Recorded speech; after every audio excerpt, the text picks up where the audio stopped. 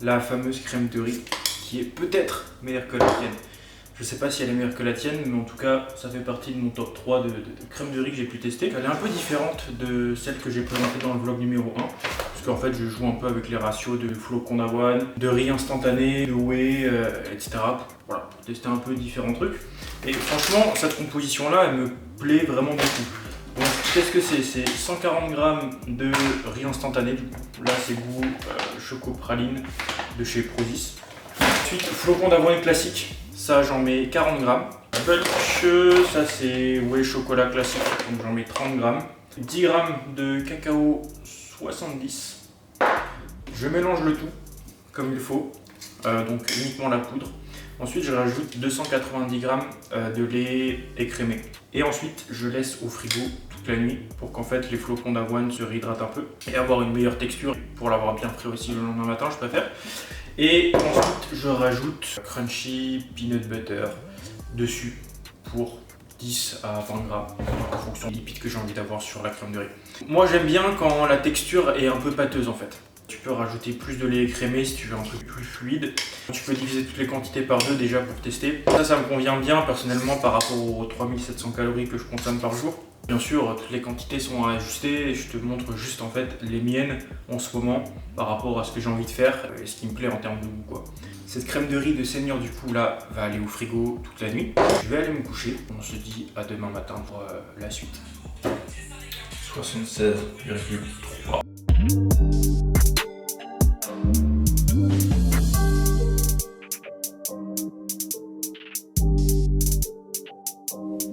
Mon ami, est-ce que tu as bu assez ce matin? Si tu n'as pas bu assez, tu sais que là, tu peux aller chercher une bouteille d'eau et l'entamer. On va parler un peu d'état d'esprit pendant une phase de prise de masse. Donc, quelle est la plus grande peur en fait que les gens ont quand il s'agit d'être en léger surplus calorique, de voir le poids de corps augmenter progressivement? C'est d'avoir un physique un peu moins sec, un peu moins défini. Et quand on est naturel et qu'on a un physique, même quand on est chargé, quand on est un peu plus gras, un peu plus flotteux, forcément le physique rend tout de suite moins impressionnant, moins esthétique. Mais c'est un des seuls inconvénients qu'on peut noter vraiment en phase de surplus calorique parce que l'environnement tout autour en fait est super propice au développement de la force, au développement de la masse musculaire, à la sociabilité, à l'enjoyment si tu veux de la vie de tous les jours. C'est-à-dire que tu vas pouvoir manger plus, avoir des niveaux d'énergie plus importants, avoir des niveaux de libido plus importants. C'est un environnement en fait global qui te sera largement bénéfique et ce sur une grande période de temps. Et si jamais tu ne profites pas de ces avantages quand tu es en prise de masse, quand est-ce que tu en bénéficies? Pas quand tu sèches. Voilà. Moins quand tu es en phase de maintenance. Certes, on peut très bien progresser en phase de maintenance, mais le contexte de progression est un peu en dessous de celui dont tu peux bénéficier en surplus calorique. Typiquement le biais de l'humain, c'est-à-dire se focaliser sur les trucs qui vont pas, se focaliser sur les petits inconvénients par-ci par-là, alors que les inconvénients en prise de masse sont largement inférieurs aux bénéfices de la prise de masse et il faut focaliser son attention sur les bénéfices. En fait, si tu ne sais pas profiter de cette phase de prise de masse, je ne sais pas quand est-ce que tu sauras profiter de ton quotidien en fait en tant que bodybuilder. Parce que c'est pas en sèche que tu vas pouvoir justement vivre ces choses-là. Voilà. Tu peux voyager beaucoup plus facilement, tu peux manger beaucoup plus, tu peux être beaucoup plus flexible que quand tu es en sèche. Voilà, attention, je dis pas que quand on est en sèche, on doit être absolument hyper restreint, avec un mode de vie hyper contraignant. Ça dépend des objectifs, de l'échéance, etc. Mais voilà, d'un point de vue général, quand tu es en masse, faut savoir voir les côtés positifs et savoir en profiter. Sinon, tu n'en profites jamais quoi. Et si jamais tu as tendance à te focaliser sur les inconvénients plutôt que sur les avantages, effectivement, ton processus sera peu viable, peu appréciable. Vraiment possible que tes résultats soient amoindris sur le long terme si tu n'apprécies pas ce que tu fais, si tu ne sais pas apprécier ce que tu fais. J'espère que tu pourras en tirer des petites choses pour ton processus personnel, quoi. La dimension parallèle. Après le rouge, le violet, j'en ai plein en stock. Sois prêt parce que je ne sais même plus quoi en faire tellement j'en ai récupéré. Pas validé. Déjà que la rouge elle passe pas, là c'est encore moins validé.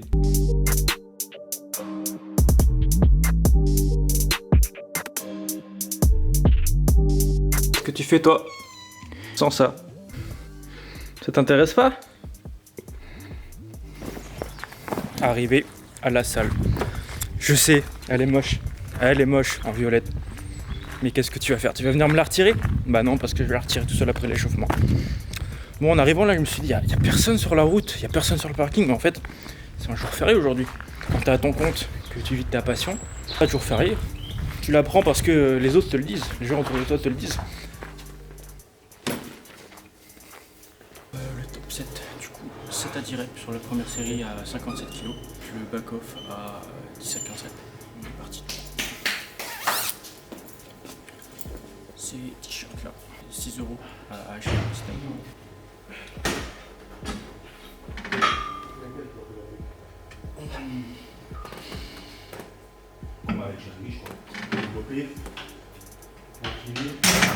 Le terre jambes tendues aux haltères, c'est un exercice que je pouvais pas faire depuis très longtemps à cause de douleurs récurrentes en fait sur le bas du dos.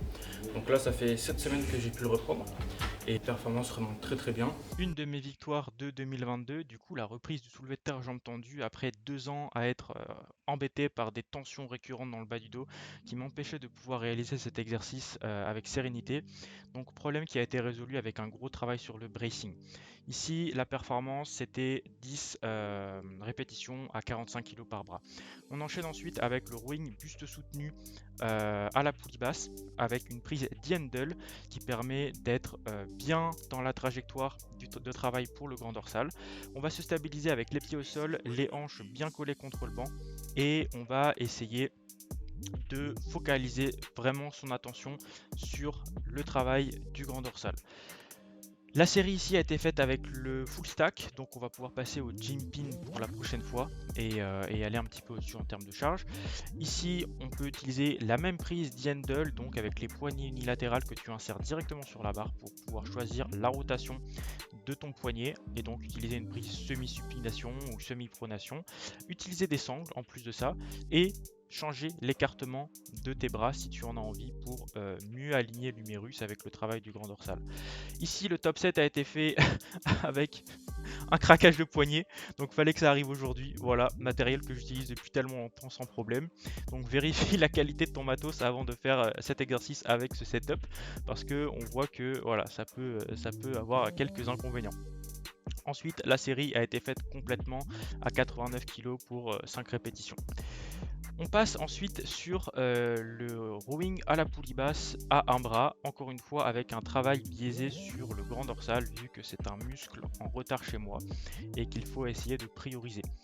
On va ici se stabiliser sur 3 angles, donc un pied au sol, un pied sur le repose-pied du côté qui travaille et la main qui ne travaille pas qui sert de stabilisation au niveau du banc. On termine la séance avec de l'isolation, curl marteau et ensuite du curl à la poulie basse. Voilà, très bonne séance, bonne connexion cerveau-muscle, 9 sur 10.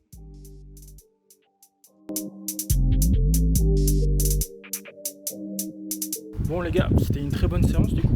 Ischio plus pull, des bons plans, j'ai mis un peu plus de temps que d'habitude parce qu'il faut trouver les bons angles pour filmer. Là je vais rentrer rapidement, je vais manger, prendre ma douche et faire ma sieste 20-30 minutes et je vous reprends après du coup pour les tips sur le posing. On fera la pose de profil et faut que je me dépêche, let's go. Est-ce que j'ai une tête à vouloir aller faire du side chest pose? On va aller voir ça. C'est assez aberrant quand même. Après la sieste entre 20, on va dire entre 20 et 1 heure en fonction de si je me réveille ou pas. La cuisse là, elle est veineuse, mais à un point. Je pense que c'est le fait en fait de rester la jambe à l'horizontale. Et toujours celle-ci beaucoup plus que celle-là. Mais celle-ci franchement elle est assez indécente. Et pourtant j'ai repris quand même du poids par rapport à la cut. Et franchement la vascularité reste et ça fait plaisir.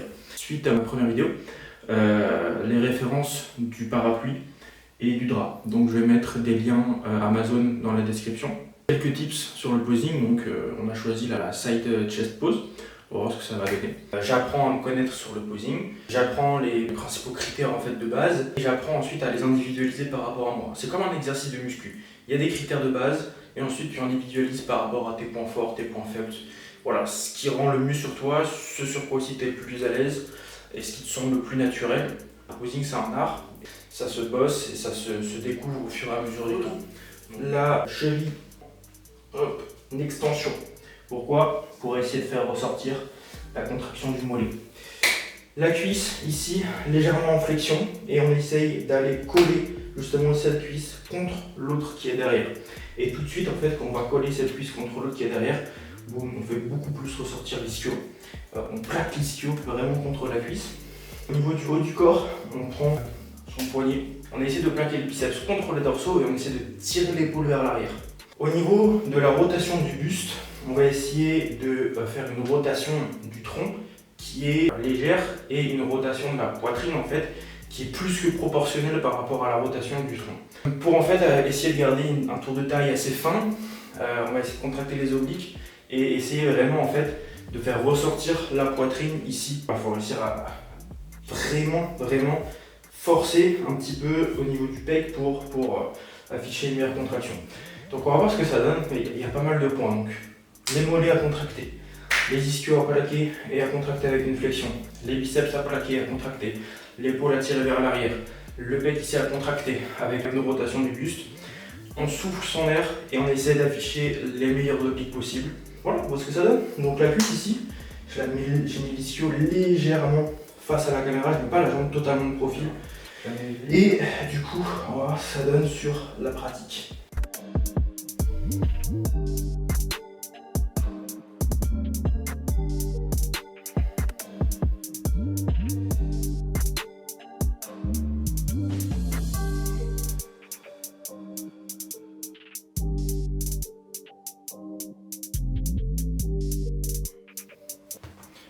Je voulais vous remercier pour terminer cette vidéo parce qu'il y avait vraiment eu un engouement positif autour de la première et je m'y attendais pas. Je m'attendais pas à recevoir autant d'avis positifs, je m'attendais pas à avoir plus de 200 vues sur la première vidéo aussi rapidement, en 1 ou 2 jours.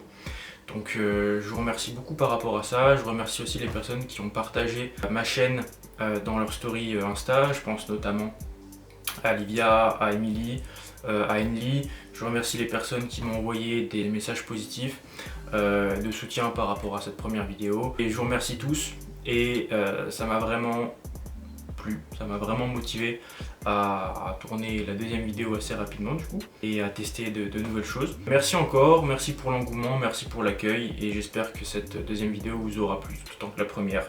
Voilà, allez, bonne fin de journée les gars, salut!